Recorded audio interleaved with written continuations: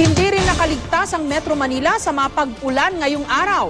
Nagdulot ng matinding traffic ang pagbaha sa ilang lugar sa Quezon City at Maynila.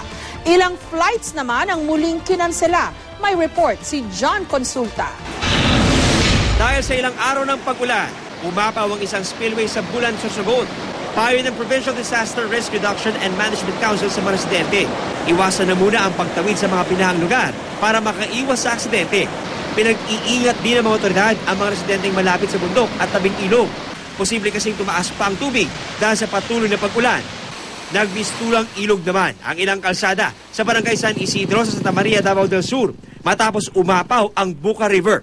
Ilang bahagi rin ng kalsada nasira.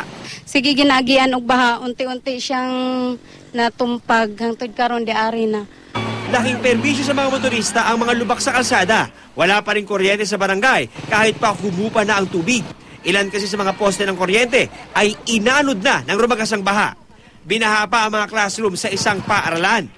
Kaya ang mga estudyante sa ilalim ng punong kahoy pansamantalang nagkaklase. Wala casualties but only damage to properties ang dako nga damage dito.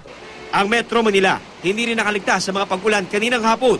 Ilang lugar sa Quezon City ang agad na lumubog sa baha. Sa UN Avenue sa Maynila, gabinti ang tubig sa kalsada. Bungsod ng masungit pa rin panahon, ilang flights ang muling nakansela ngayong araw. Ayon sa Cebu Pacific, isasakay sa mga susunod na flight ang mga apektadong pasahero. Pinayagan ring makapag-rebook ang mga pasahero sa loob ng 30 araw nang hindi napapatawan ng penalty. John Consulta, GMA News.